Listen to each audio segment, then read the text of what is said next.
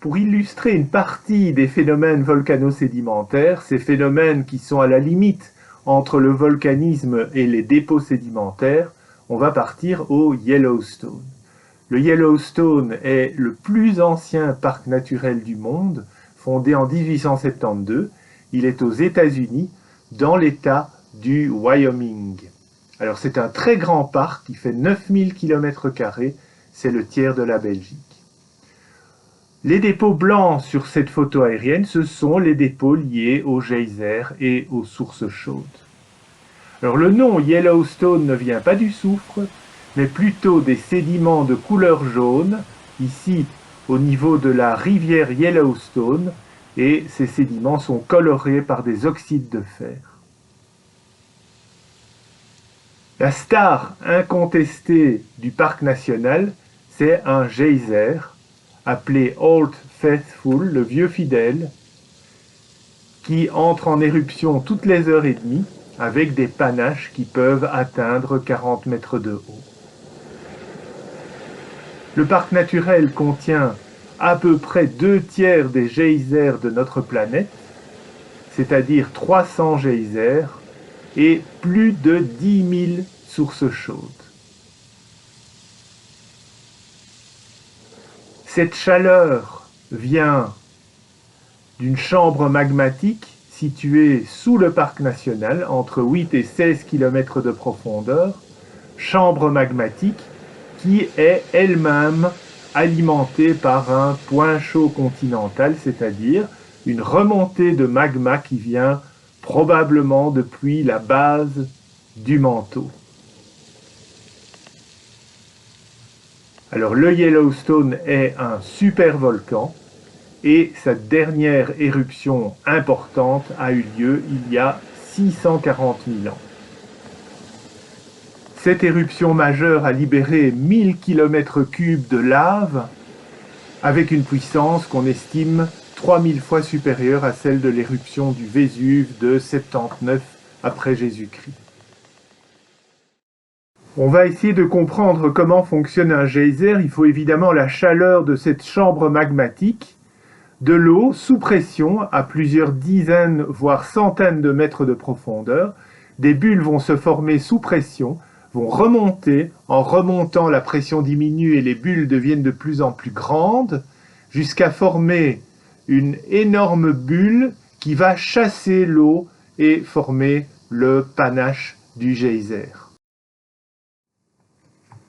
Cette carte du parc national vous montre les lacs en bleu, les failles, les principaux séismes en jaune. Il y en a entre 1000 et 3000 par an.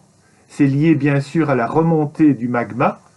On localise également le Old Faithful, c'est l'étoile rouge. Et puis surtout, on a les contours de la caldeira, 70 km de diamètre, qui s'est formée après la principale éruption par effondrement. Alors voilà des vues à l'intérieur de cette caldeira. Il n'y a évidemment pas que le vieux fidèle, il y a toute une série d'autres geysers, un peu moins spectaculaires, plus continus aussi. Celui-ci s'appelle la machine à vapeur, vous comprenez pourquoi. Et regardez le cône qui est construit par le dépôt de matériel volcano-sédimentaire. Ici, il s'agit de geysérite. La geysérite est un matériau blanc constitué d'opale, c'est-à-dire de SiO2.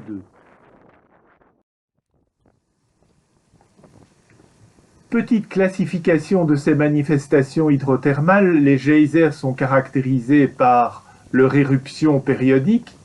Les sources chaudes sont plus tranquilles. On a aussi les fumerolles. Les fumerolles, ce sont des jets de vapeur. Alors dans cette vapeur, on a de l'eau, on a du méthane, on a du CO2. Et on a aussi les moffettes. Les moffettes, ce sont des fumerolles à basse température, plus petits que 150 degrés centigrades, alors que les fumerolles peuvent atteindre parfois 500 degrés centigrades. Alors voilà une des rivières qui parcourt le parc national, c'est la Mystique. Il faut savoir que la ligne de partage des eaux Atlantique-Pacifique passe par le parc national et certaines de ces rivières se dirigent vers le Pacifique via la Columbia, d'autres vers l'Atlantique via le Mississippi. Toujours ces dépôts volcano-sédimentaires de matériel siliceux ou calcaire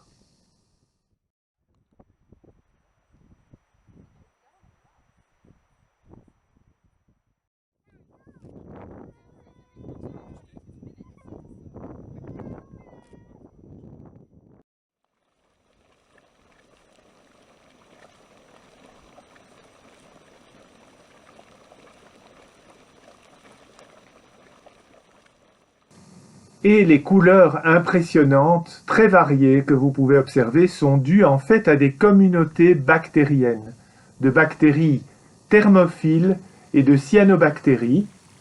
La couleur varie en fonction des communautés elles-mêmes liées à une certaine température des eaux.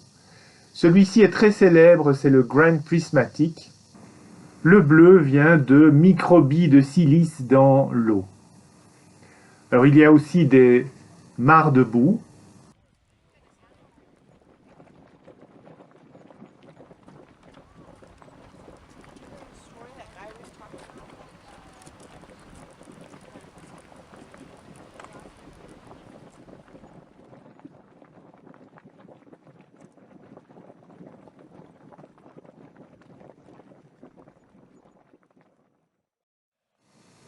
On se déplace vers le nord maintenant, on arrive dans le Norris Geyser Basin, on est un petit peu en dehors de la caldeira et on a également un important champ hydrothermal avec, comme dans le bassin principal, des geysers, des sources chaudes, des fumerolles.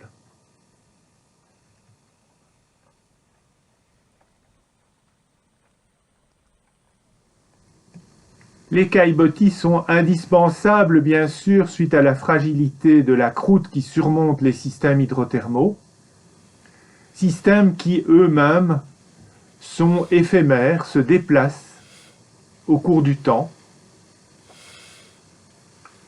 Ça se voit bien sur la vidéo ici.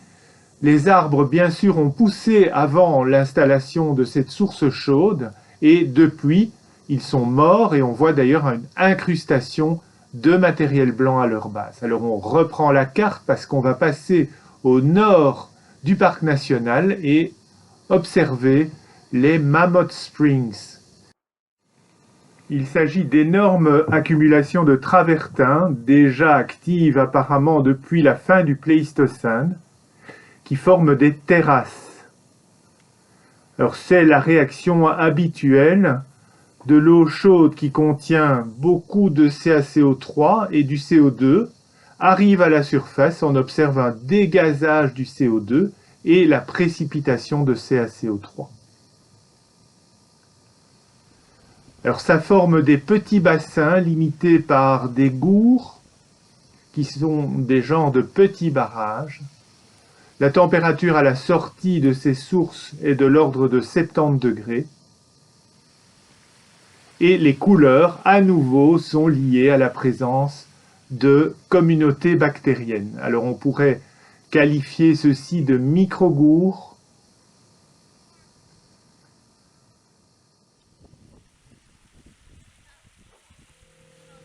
Le processus de précipitation de calcaire est très rapide, en témoignent les fragments végétaux encroutés dans le travertin. Ceci est le reste d'une ancienne source chaude appelée Liberty Cap. On passe en Islande maintenant. L'hydrothermalisme n'y est pas lié à un point chaud comme au Yellowstone, mais à la présence de la dorsale médio-atlantique. Alors Geysir, dont le nom vient du mot islandais pour jaillir, et qui a donné bien sûr son nom à toutes les manifestations de ce type. On retrouve les geysers, on retrouve également les bassins d'eau chaude avec leur couleur bleue liée à la présence de silice.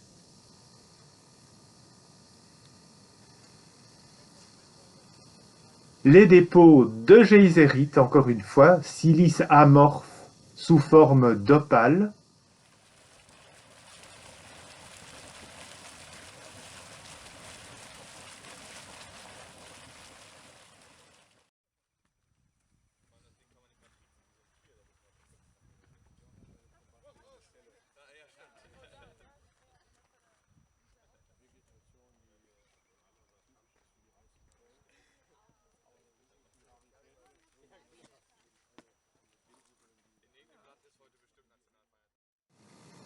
Le geyser le plus actif actuellement à Geysir, c'est le Strokür, qui fait éruption toutes les 10 minutes, hein, vous le voyez ici, avec un panache qui peut atteindre une quarantaine de mètres.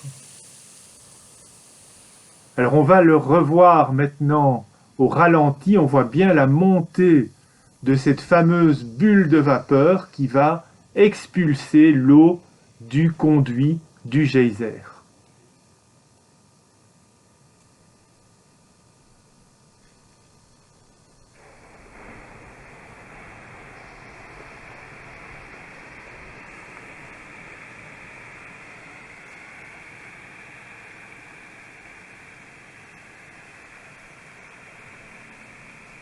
Et on termine en Islande par cette mare de boue bouillonnante.